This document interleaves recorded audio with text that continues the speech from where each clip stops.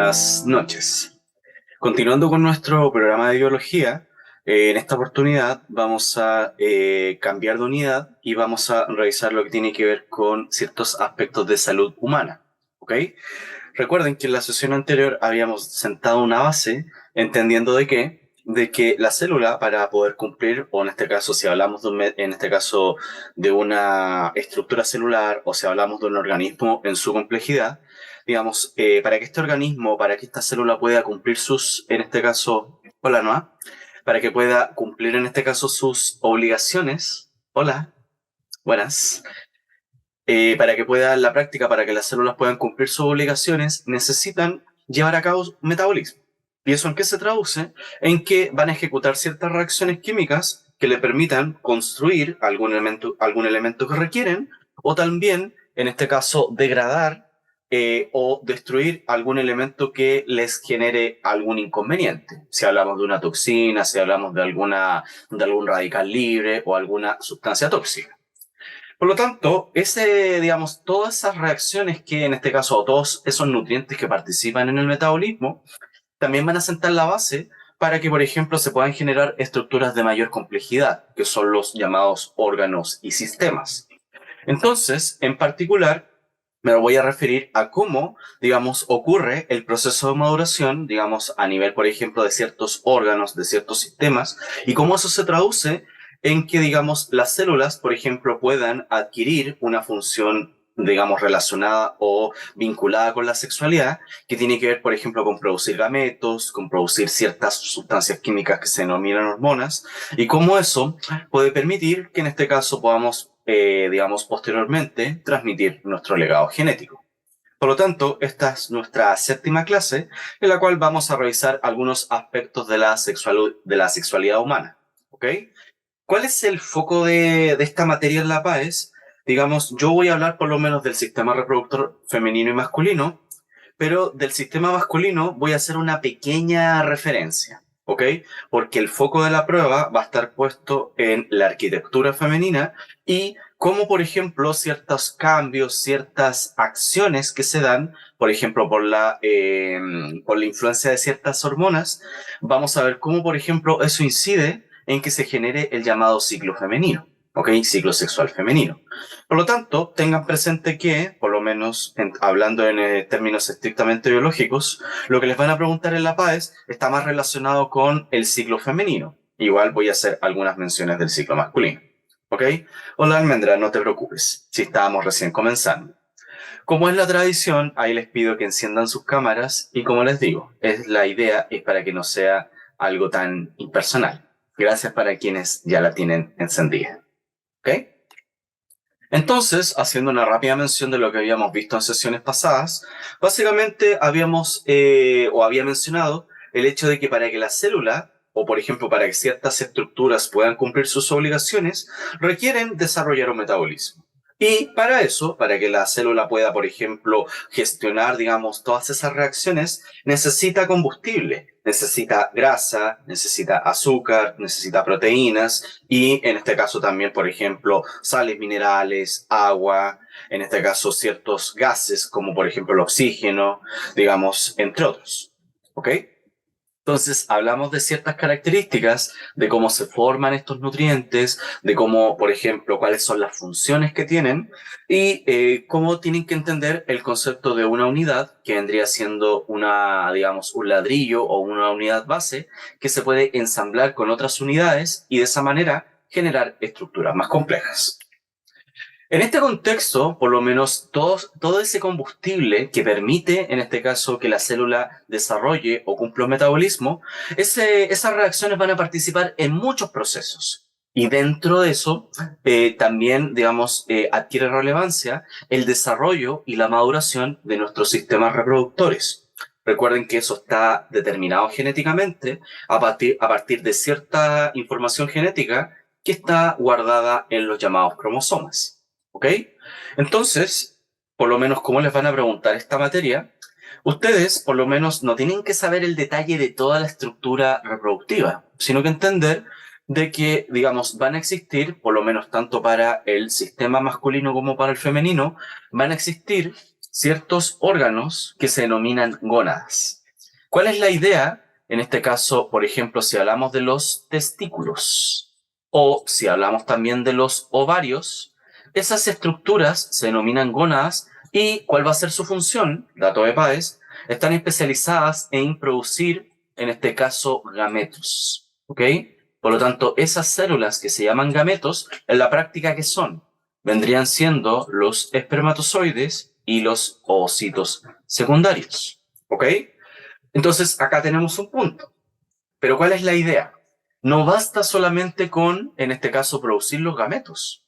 Por lo menos si hablamos del sistema masculino, estos gametos tienen que ser eyaculados, tienen que ser expulsados para eventualmente ingresar al sistema femenino. Entonces, ¿cuál es la lógica? Las gónadas van a producir estos gametos, pero estos gametos tienen que seguir un recorrido. Tienen que ir avanzando por ciertas estructuras y de esa manera, digamos, pueden adquirir la capacidad de eventualmente salir. ¿Ok? Esa es la lógica. Entonces, si lo recuerdan, si me lo pueden mencionar, por ejemplo, cuál es el impacto o cuál es la... Espérense, voy a borrar un poco acá. Por ejemplo, nos dicen que si hablamos del sistema masculino, está formado por las gónadas, tiene vías de conducción que serían estos conductos y tenemos las llamadas glándulas anexas. ¿Alguno de ustedes recuerda, tiene alguna idea del rol que cumplen estas glándulas que, por ejemplo, están alrededor del sistema? Esas glándulas, ojo, no producen espermatozoides, pero le dan algo a los espermatozoides. ¿Se acuerdan? ¿Lo han leído? Tienen una, como les digo, solamente les van a preguntar un concepto súper simple. ¿Ok? ¿Alguno de ustedes lo recuerda? Antonia dice que tienen que ver con la maduración. No tanto. ¿Por qué? Porque prácticamente en esta estructura que se llama epidídimo ocurre la maduración de los espermatozoides. Esas glándulas tienen otro fin. No sé si lo recuerdan, si lo han leído, si lo han estudiado. ¿Alguna idea? Si me lo pueden compartir por el chat. Los mantienen vivos, exactamente, Douglas. En la práctica, ¿qué va a pasar acá? Básicamente, ahí tienes muchas estructuras, pero no te van a preguntar el detalle, solamente saber cierto. ¿Ok? Entonces, ¿cuál sería la lógica? Estas gónadas van a producir los espermatozoides y ¿cuál es el punto acá? Estos espermatozoides, disculpen, voy a mover un poco acá el cursor, estos espermatozoides no basta solamente con producirlos, también en este caso tienen que madurar. Por lo tanto, en esa estructura que es como una bolsa, ahí va a ocurrir la maduración de los espermatozoides. Por lo tanto, una vez que los espermatozoides ya están, en este caso, madurados, o también se dice que están, dato de prueba, que están capacitados, una vez que estas células están capacitadas, van a empezar a moverse a través de estos conductos. Por lo tanto, en la práctica, ¿qué pasa? Las glándulas van a mantener, como dice Douglas, van a mantener con vida los espermatozoides. ¿Cómo es eso? En este sentido, los conductos, como les digo, los conductos deferentes llevan a los espermatozoides para que se nutran de distintas secreciones. ¿Ok? Entonces, estas glándulas que vendrían siendo tres, la vesícula seminal, la próstata, la glándula de Cooper, no tienen que saber el detalle, sino que entender así en concepto. Yo les presento esta diapositiva tal vez con un cierto grado de detalle, pero no tienes que saber eso, sino que más bien entender de que estas glándulas en su conjunto aportan secreciones que le dan vigor, le dan fuerza, mantienen con vida los espermatozoides. ¿Por qué? Porque, por ejemplo, aportan secreciones ricas en azúcar. Acá también, por ejemplo, que nos dice que en este caso aportan secreciones con un pH alcalino.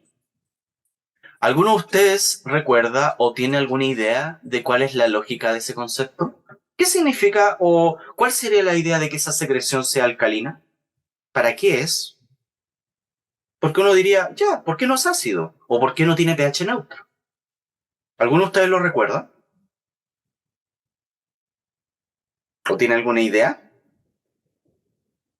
Noah, Puentes. Antonio dice, el protegerlas del pH vaginal que es ácido. Exactamente, tú diste en el clavo. Básicamente, el pH alcalino, digamos, es sobre 7. Por lo tanto, ¿qué va a pasar acá? ese pH, digamos, esa secreción contrarresta la acidez del sistema femenino. ¿Por qué? Porque esa es una barrera natural. Por lo tanto, la vagina, en este caso, como tiene un cierto pH, mata a ciertos patógenos y también a espermatozoides.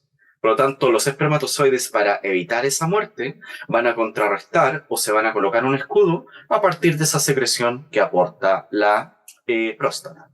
¿Ok? Como les digo, no tienes que manejar estos detalles que yo igual se los subí a esta diapositiva. Solamente entender, como concepto PAES, que estas glándulas aportan secreciones que le dan fuerza, le dan vigor, nutren y protegen a los espermatozoides, dado que estas células son débiles. Por lo tanto, digamos, para que puedan cumplir su propósito, tienen que, en este caso, avanzar y llegar hasta las fauces del sistema, en este caso, femenino. ¿Ok? Ese es el concepto central. Los detalles no son relevantes, pero yo igual se los voy a dejar en este caso, en esa diapositiva. Entonces, entender que las gónadas producen, en este caso, los gametos, permiten la maduración y, en la medida que los espermatozoides van avanzando, se nutren de ciertas secreciones. ¿Ok?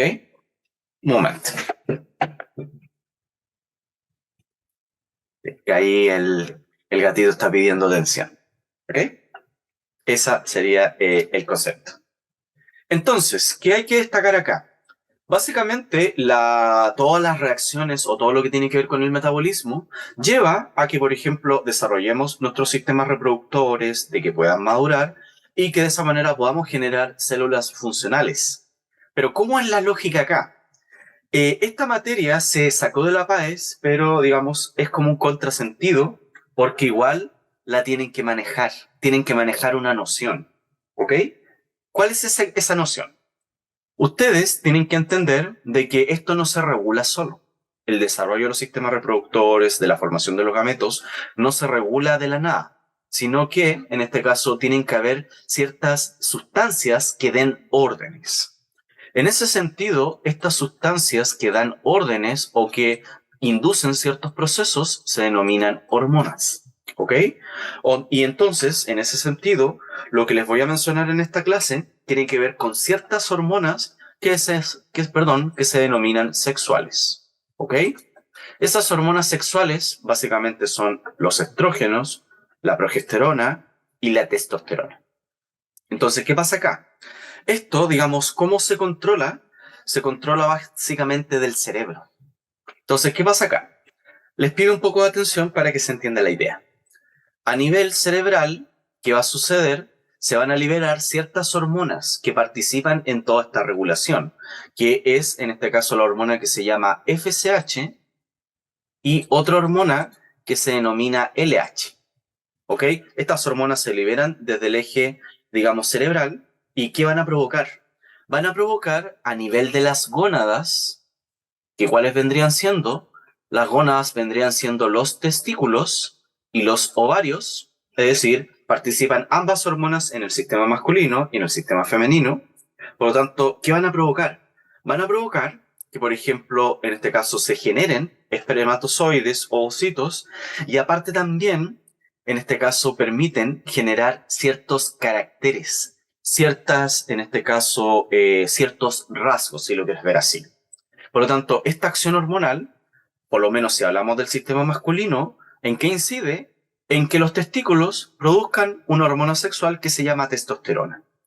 Igual lo voy a ver con un mapa conceptual un poco después, ya para que se entienda la idea. ¿Qué va a pasar acá? Cuando hablamos de sexualidad, existen caracteres que se denominan primarios y secundarios. ¿Cuál es el concepto de prueba que les pueden mencionar? Los caracteres primarios, en la práctica, uno nace con ellos. En cambio, los caracteres secundarios tú los vas a desarrollar o los vas a potenciar en la pubertad. ¿Ok? Entonces tenemos una gran diferencia en términos de aparición de ciertos caracteres. Hay caracteres con los cuales tú naces y hay otros caracteres que te van a dar una identidad, que por ejemplo en este caso te van a permitir vincularte con tus pares, ¿ok?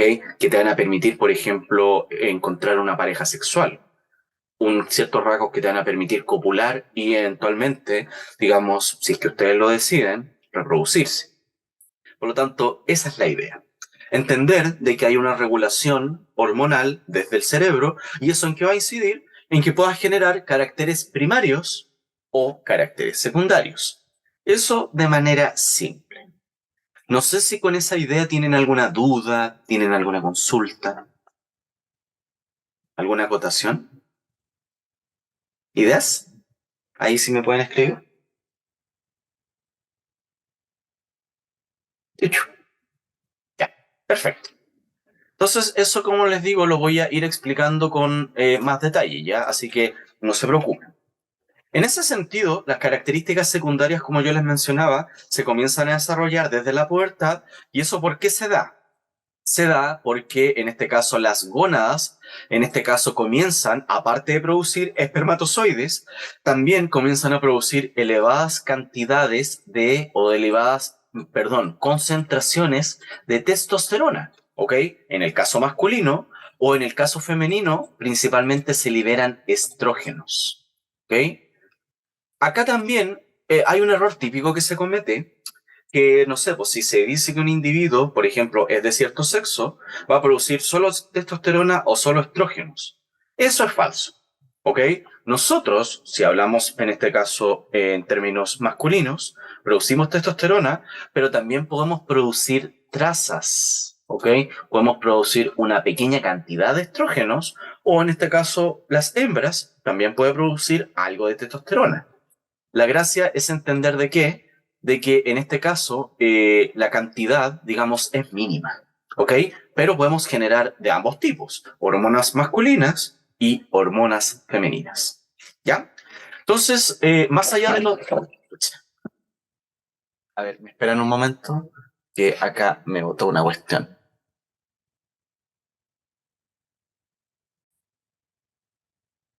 Ya, disculpen que aquí tuve una pequeña emergencia. Aparte, acá el pericote, aquí lo salvo. Hola, Checho. Ya. ¿En qué estábamos? Básicamente les mencionaba que las características secundarias se generan a partir del aumento importante, sobre lo de la emergencia exactamente.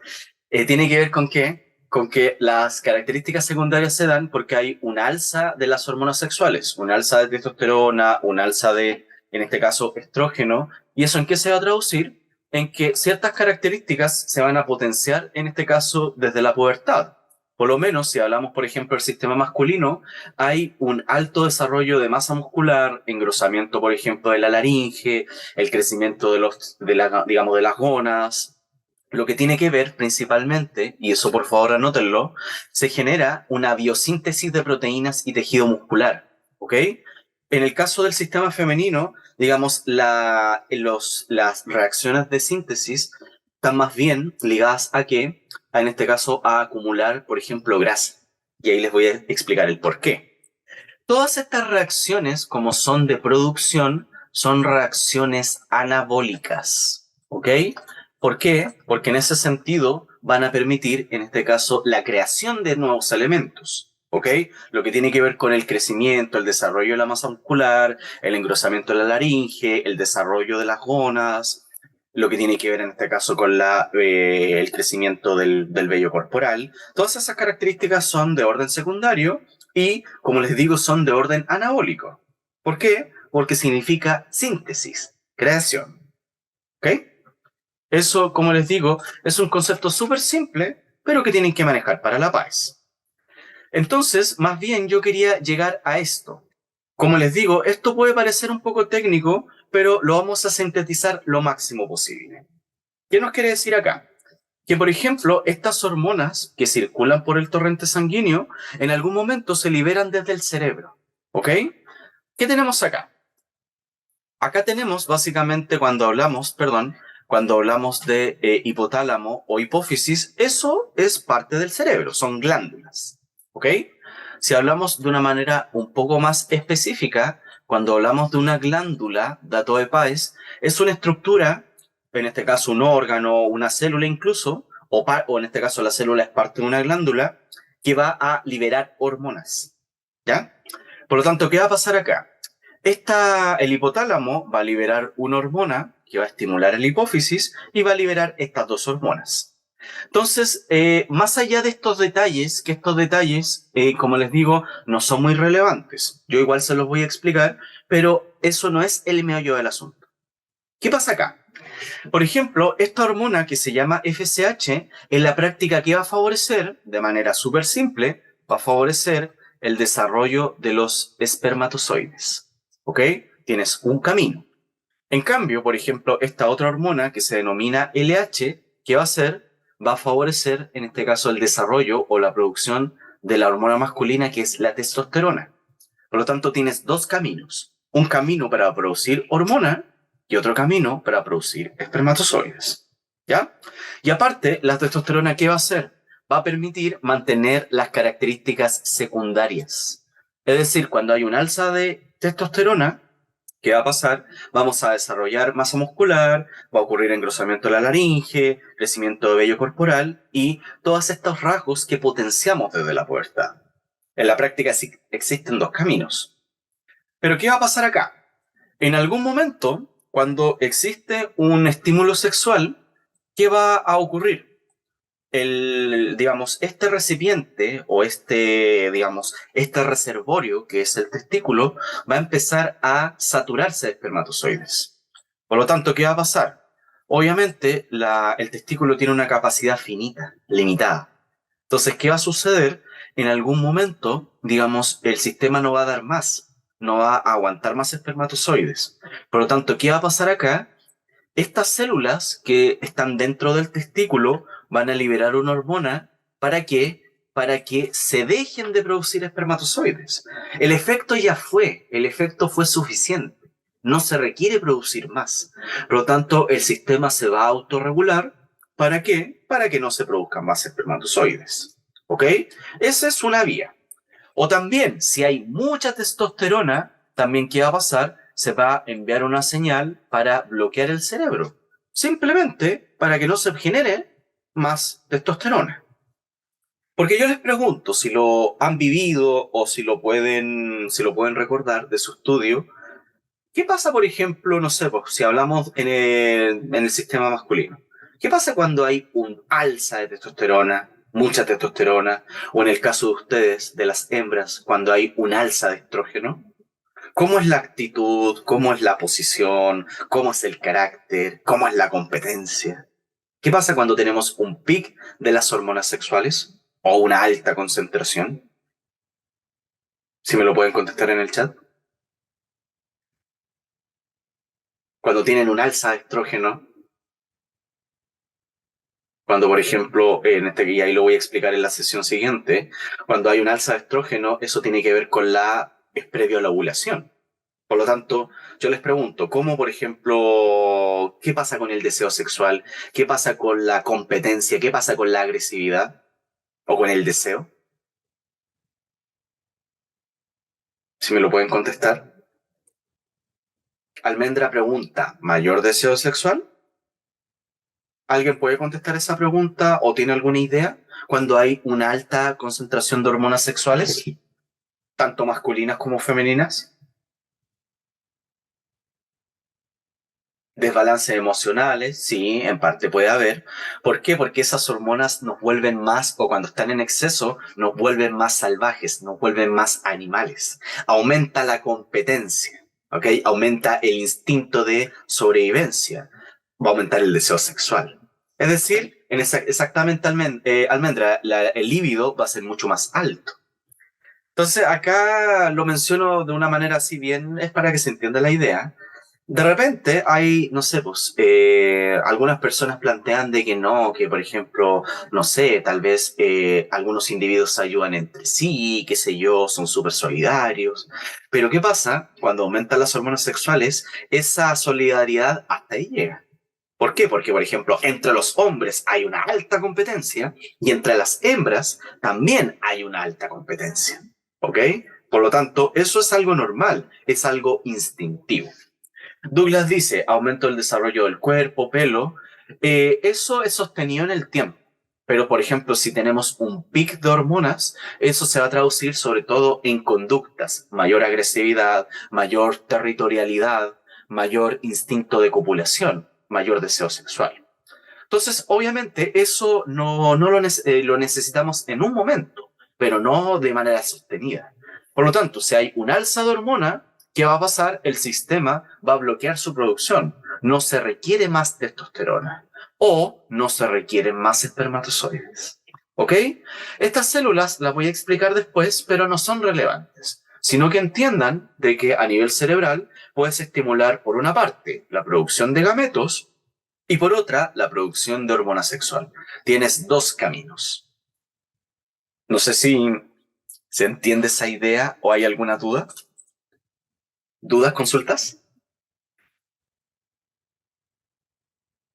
Perfecto. Gracias, Paula. Gracias, Almendra. Ya, entonces, por lo menos acá, si lo vemos con un poquitito más de detalle, si es que se lo llegan a preguntar en la PAES, ¿qué tenemos? Por ejemplo, acá en el testículo, en la práctica, si uno le hace un corte transversal, es decir, un corte, digamos, en rodaja, ¿qué vamos a tener? Básicamente, acá tenemos las células, acá en la pared del testículo, que son las que generan los espermatozoides. Pero entre medio, ¿qué hay? Entre medio, si se fijan, acá tenemos las células madres que son redondeadas, pero entre medio, acá lo voy a representar con un color, perdón. Acá entre medio, ¿qué hay? Acá entre medio hay una célula de gran dimensión, ¿ok? Esa célula que estoy, en este caso, marcando en color. Esa célula, por ejemplo, es una célula que tiene un nombre específico y esa célula acompaña a las células madres.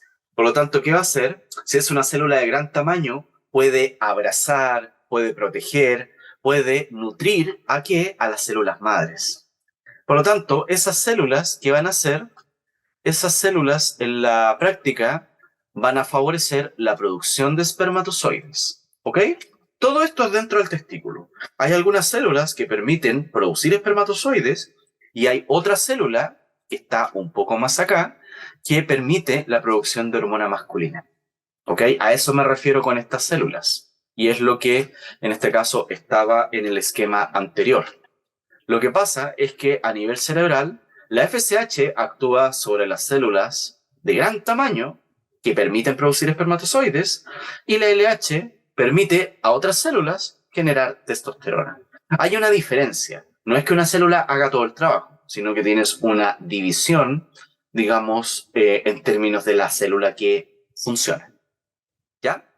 Entonces, estas células de gran tamaño, que son las células de Sertoli, básicamente son una protección, son un sostén de las células madres. Y esta otra célula se encarga básicamente de producir hormona masculina. Eso de manera simplificada. Aparte, por ejemplo, si hablamos de los gametos, ¿cuál es la arquitectura típica que te van a preguntar? Tienen que recordar que, por ejemplo, estas células, y eso igual lo voy a explicar posteriormente, estas células originalmente son redondeadas cuando ocurre la meiosis, cuando ocurre la formación de los gametos.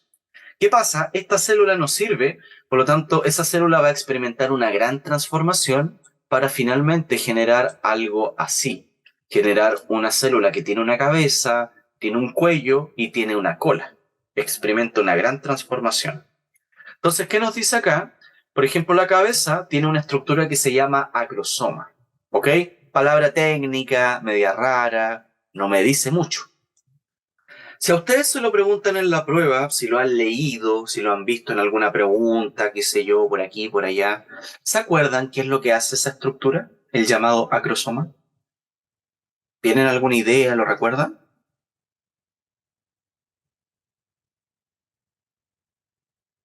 ¿Alguna idea?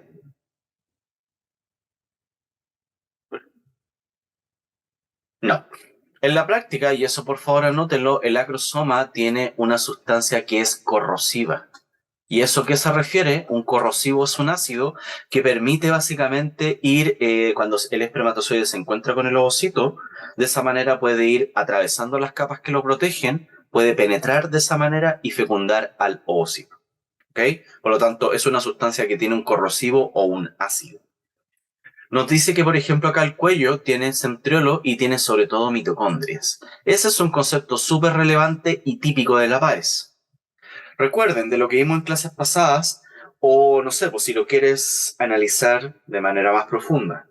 ¿Cuál sería la lógica de que ese cuello tenga una alta concentración de mitocondrias? ¿Qué le aportan las o le aportarían las mitocondrias a esta célula? Paula está planteando su punto. Muchas gracias. ¿Alguien más?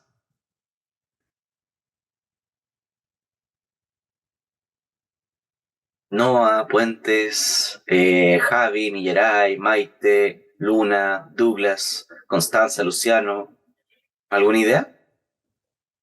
Mm, sí, en la práctica tienen que ver con energía. ¿Ok?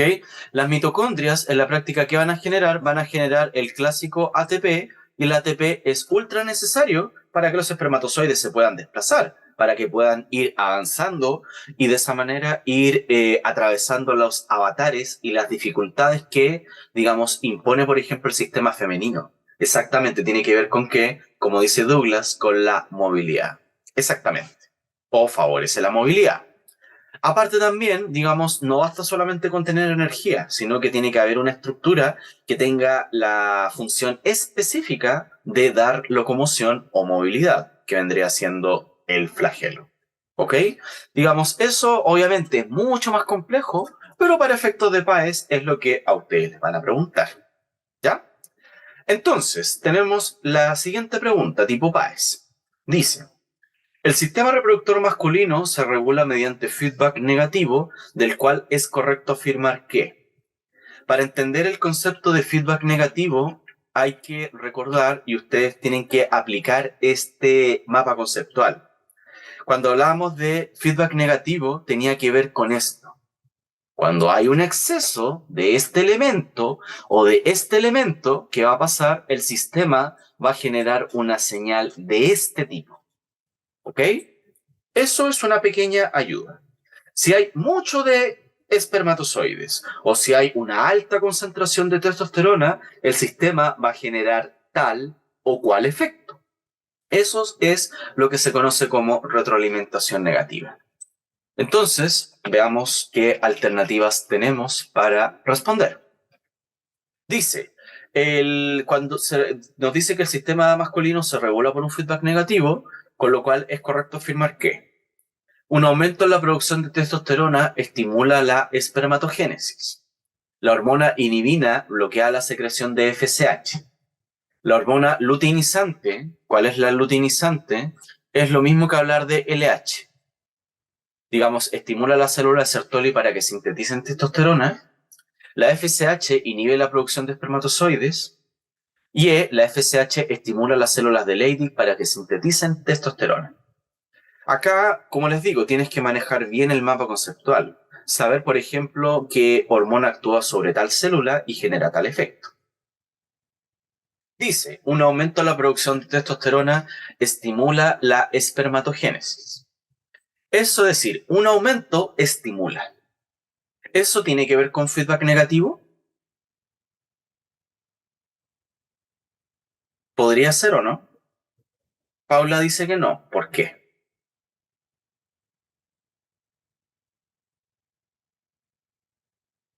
¿Alguna idea? ¿Antonia también? Porque se supone que lo restringe exactamente. Dicho en español, cuando una variable, lo voy a anotar acá, cuando una variable aumenta, ¿qué pasa? Va a ocurrir un desbalance, por lo tanto, en compensación, otra variable disminuye. Eso es feedback negativo. Por lo tanto, la alternativa A sería al revés. Dice que un aumento de esta hormona que va a generar va a estimular, es decir, va a generar un aumento de la otra variable. Ese feedback, que se denomina feedback positivo, es menos común, es mucho menos común.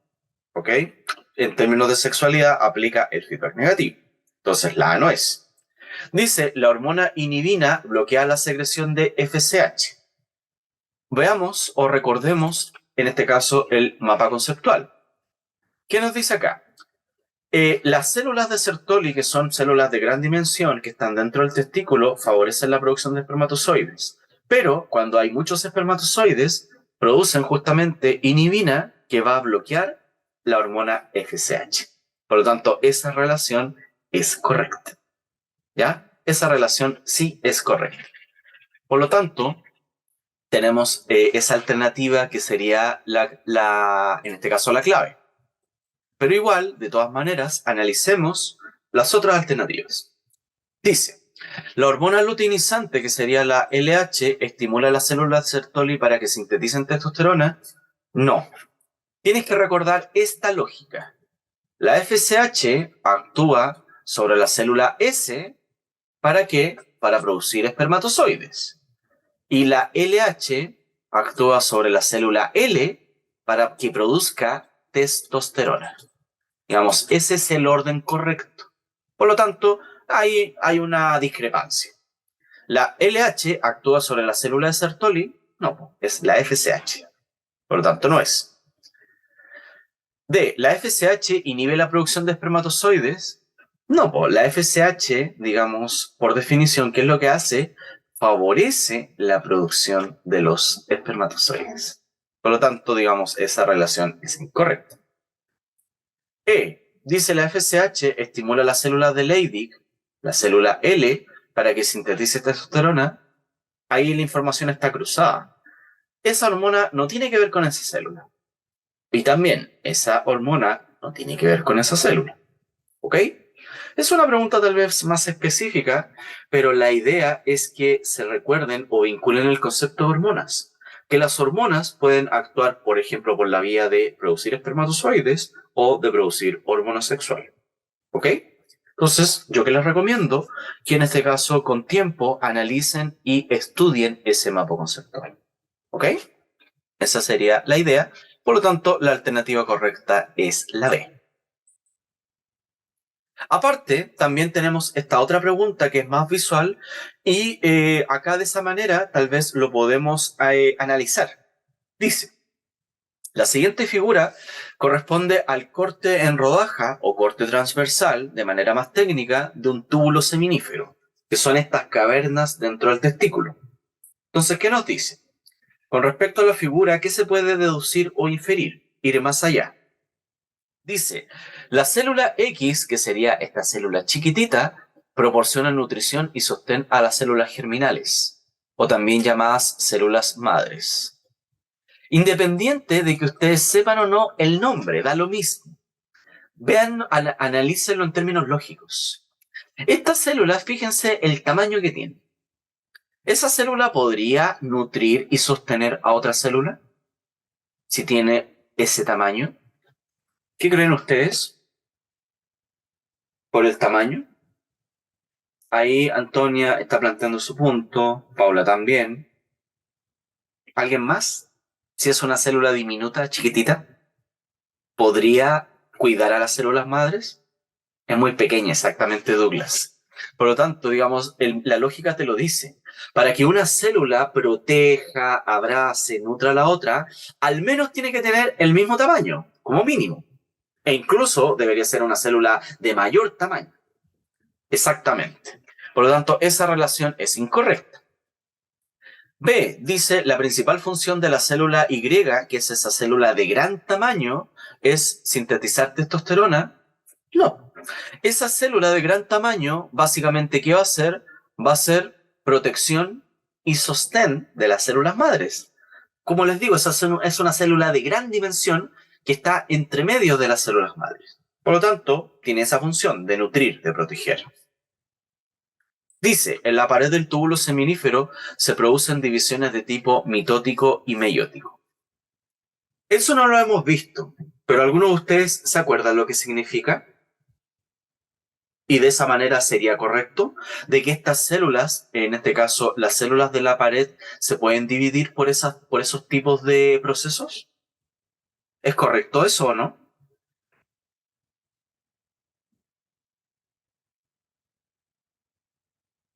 Me dicen, no sé, no creo. Vamos a dejarla ahí, ¿ya? Se supone, dice Almendra, vamos a ver qué nos depara las otras. Dice, los espermatozoides generados se liberan al exterior del túbulo. El exterior, mi punto es, ¿el exterior es hacia allá o es hacia allá? Porque ¿qué nos dice? En este caso, los espermatozoides se liberan hacia el exterior y el punto es, ¿eso es hacia acá o hacia allá? ¿Hacia la izquierda o hacia la derecha?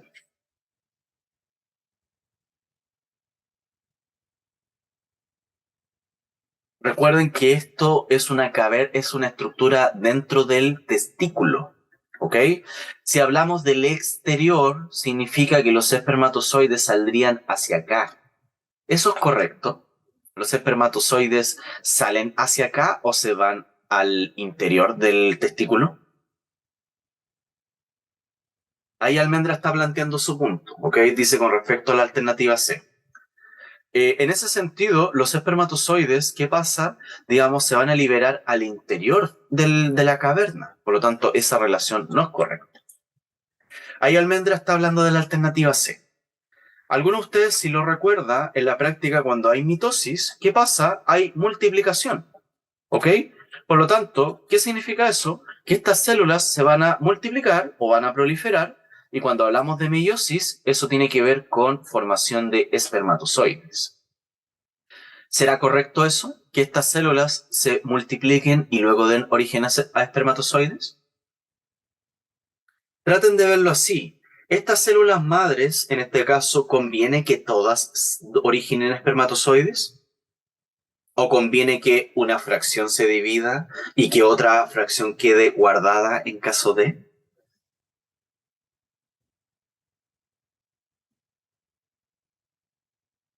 ¿Alguna idea? Es una pregunta un poco compleja, pero que de todas maneras la vamos a ver con más detalle cuando hablemos de ciclo celular. Lo último sí, en la práctica. ¿Qué pasa acá? Como nosotros siempre, diariamente, producimos y eyaculamos espermatozoides, siempre tienen que haber células madres. Las células madres no se pueden agotar, ¿ok? Por lo tanto, una fracción de esas células madres va a permanecer ahí y otra fracción va a originar espermatozoides. Entonces, ahí tienen las dos divisiones. La mitosis permite mantener células madres en el interior y la meiosis permite generar espermatozoides. Por lo tanto, tienes los dos caminos o los dos procesos en sí. Almendra, exactamente. Primero tiene que ver con una multiplicación y luego con una diferenciación. Esa alternativa es la correcta, ¿ya? Porque, como les digo, si hablamos de mitosis, hablamos simplemente de multiplicación. Pero si hablamos de meiosis, eso tiene que ver con formación de ovocitos o espermatozoides. Dice, esta estructura forma parte de las gónadas masculinas y femeninas. ¿Es una estructura unisex o universal, como se dice? Si hablamos de cavernas o túbulos seminíferos, no, es exclusiva de cierto sexo. ¿Ok? Por lo tanto, en este caso, en ese sentido, ¿cuál sería la correcta? Sería la alternativa C. ¿Ok? Más allá de las palabras técnicas, traten de aplicar habilidades científicas. ¿Por qué? Porque aquí nos dicen qué se puede deducir o inferir. El concepto es, las gónadas, en este caso, las células no pueden quemarse para obtener solamente espermatozoides. Siempre van a haber estímulos, siempre vamos a producir espermatozoides. Por lo tanto, las células tiene que haber una fracción que quede guardada para producir espermatozoides y otras efectivamente se van a transformar en espermatozoides. ¿Ok? Tienes que tener esa dualidad. Entonces, para seguir avanzando con este punto, el otro concepto que se pregunta en la PAES tiene que ver con el sistema femenino. Y eso obviamente, digamos, voy a ver algunas estructuras, mencionar algunos elementos, pero lo vamos a ver con mucho más detalle en la sesión siguiente, porque el foco de la PAES va a estar más centrado acá, en el sistema femenino. ¿Por qué? Porque la arquitectura femenina en la práctica está diseñada de tal manera y se le da también, en este caso, se le da una connotación distinta ¿Por qué? Porque en la práctica, por ejemplo, esta estructura, si se fijan, tiene una división bien parecida al sistema masculino. Es decir, están las gónadas, en este caso hay unos conductos que conectan la estructura interna con la estructura externa, pero sobre todo, ¿cuál es el foco? El foco es que esta estructura está especializada en permitir el desarrollo, en este caso, de un nuevo ser. Por lo tanto, eso es relevante en qué sentido le da un potencial, le da una fuerza creadora a ese sistema. Por lo tanto, obviamente, aparte también es mucho más complejo. Hay muchos procesos que ocurren en simultáneo ahí, que lo vamos a ver con lo que tiene que ver con el ciclo femenino. Por lo tanto, hay muchos procesos. Biológicamente es mucho más atractivo analizar este sistema porque hay varios procesos que se dan en simultáneo. No tanto así como lo que ocurre con el sistema masculino. ¿Ok? Entonces, ¿cuál es la lógica acá? Tenemos, en este caso, los ovarios y acá hay un concepto. Las gónadas, en este caso, producen, en este caso, los ovocitos secundarios. Pero ¿qué pasa acá? Esos ovocitos, la hembra los tiene desde el nacimiento. Por lo tanto, y ahí eso lo voy a explicar con detalle en clases siguientes. Pero ¿qué pasa acá? Ustedes nacen con sus ovocitos y cuando alcanzan su poder, su maduración sexual, simplemente, en este caso, cuando hablamos de la pubertad, en este caso, ustedes van a madurar ovocitos. No van a producir como nosotros, ¿ok? Como en el caso del sistema masculino. Yo les pregunto, ¿cuál puede ser una consecuencia de eso? Si ustedes no producen y no sé, por ejemplo, nacen con X cantidad de ovocitos y luego los van liberando, en este caso, con cierta frecuencia. Van liberando lo que ya tienen, pero no producen más. Antonia dice que son finitos. Exactamente, es una cantidad limitada. Por lo tanto, ¿qué va a ocurrir en algún momento? Antonia dice exactamente, o Paula, después se acaban, explica la menopausia, exactamente. En parte sí. Los ovocitos, como es una cantidad finita o limitada, en algún momento se van a agotar, se van a acabar. Y eso se traduce en lo que ustedes conocen como menopausia, que es un descalabro, en este caso, orgánico y hormonal importante. En algunos casos, si esa menopausia no se trata, por ejemplo, o se trata de manera incorrecta, puede generar, por ejemplo, cáncer cervicouterino o cáncer de mamas también. ¿Por qué? Porque hay un desbalance hormonal importante. Por lo tanto, eso, cuando se alcanza la menopausia, eso lo tiene que ver, en este caso, un facultativo de la salud, lo tiene que ver un obstetra o lo tiene que ver una matrona. Porque ahí, digamos, se corre un riesgo importante. ¿Ok? Para que lo consideren. ¿Ya? Entonces, ¿cuál es la lógica acá? A diferencia del sistema masculino, que una gran parte de la estructura, en este caso, está en términos externos, si hablamos de genitales externos, la mayoría del sistema femenino es interna, pero eso no quita que, por ejemplo, acá no está representada en la imagen, o no está rotulada, mejor dicho, también esa estructura son genitales externos. Y esos genitales externos tienen un nombre científico, que ustedes lo conocen como vulva. No es ¿por qué lo menciono así? Porque es una palabra científica, es una palabra técnica, pero ¿cuál es el punto? Esa palabra históricamente, o no sé, por lo menos yo de lo que he leído, de lo que he analizado, también muchas veces se ha prestado para cierto morbo y le dan una connotación negativa. No sé, por lo menos lo consideran que es una palabra vulgar, una palabra flight, no sé. Pero es una palabra, en este caso científica, es una palabra, digamos, ¿cómo se dice? Es una palabra técnica, es una palabra biológica. ¿Alguno de ustedes, o no sé si me lo puede contestar, cuál es la función de esa estructura, de lo que tiene que ver con los labios? Labios mayores, labios menores. Tienen una función bien particular. Si se lo preguntan en la PAES, ¿cuál es la función del genital externo? Protección almendra dice, Paula, protección.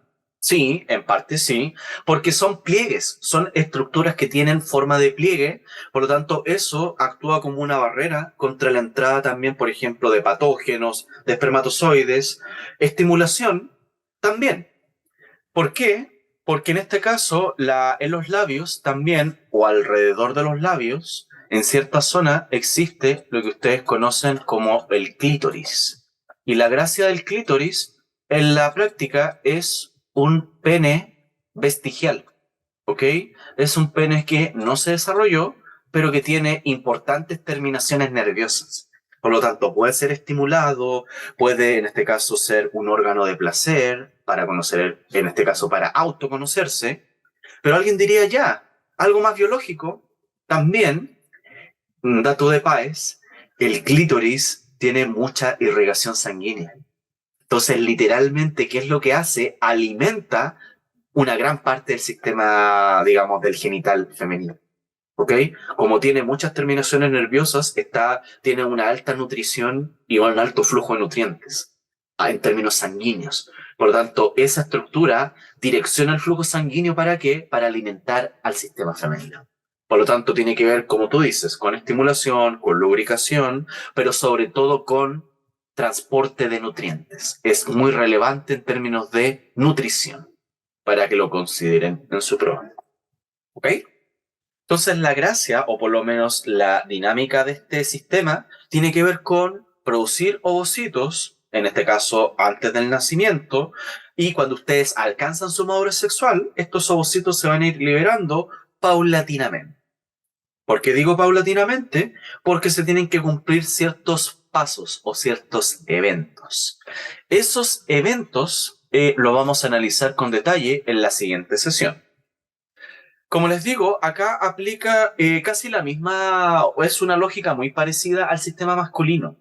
A nivel cerebral tenemos las mismas hormonas, la FSH y la LH. Pero acá, ¿cuál es la diferencia? La hormona femenina, digamos, principal es el estrógeno. ¿Por qué digo principal? Porque la progesterona va a actuar en una segunda etapa. La primera etapa está gobernada por los estrógenos y luego viene la acción de la progesterona. Y la misma lógica acá. Los caracteres primarios son los con los cuales se nace, es decir, ustedes nacen con ovocitos y en este caso nacen con, en este caso, gónadas, nacen con sus ovarios y esas son características primarias. En cambio, cuando se habla de características secundarias, tiene que ver con lo que ustedes desarrollan, con lo que ustedes potencian en la pubertad. Lo que tiene que ver con acumulación de depósitos de grasa, ensanchamiento de caderas, crecimiento de glándulas mamarias, crecimiento en este caso de los genitales, en este caso también, por ejemplo, lo que tiene que ver con el anabolismo. Si en el caso masculino hay una mayor producción de masa muscular, en el caso femenino hay una mayor acumulación de grasa, obviamente en ciertas zonas específicas. Yo les pregunto, ¿por qué se daría esa lógica? ¿Por qué habría una mayor acumulación de grasa? Eso, cuál podría ser una función? Paula dice para los bebés. En parte sí, porque en este caso es preparación para el embarazo también, porque esa grasa es un reservorio energético. Entonces, esa grasa eventualmente se puede metabolizar, se puede oxidar y puede ser una fuente de energía de mediano plazo, por ejemplo, para la madre o para su cachorro. Y obviamente, en este caso, esa grasa también permite o es la base, por ejemplo, para que los tejidos se preparen en esa línea. Todas estas estructuras están coordinadas de tal manera de que eventualmente pueda ocurrir la fecundación y se pueda desarrollar un nuevo ser. ¿Ok? Exactamente también tiene que ver con el desarrollo de, en este caso, las glándulas mamarias, para que en este caso adquieran su forma, adquieran su simetría o su asimetría y que de esa manera puedan estar operativas, por, en este caso, decirlo de alguna manera. ¿Ok? Entonces, este esquema, si se fijan, es muy parecido, perdón, es muy parecido a lo que sucede en el sistema masculino. Fíjense bien acá, atención. Tenemos, por ejemplo, el eje hipotálamo hipófisis y va a liberar las mismas hormonas en el sistema masculino. Va a liberar la hormona FSH y la hormona LH.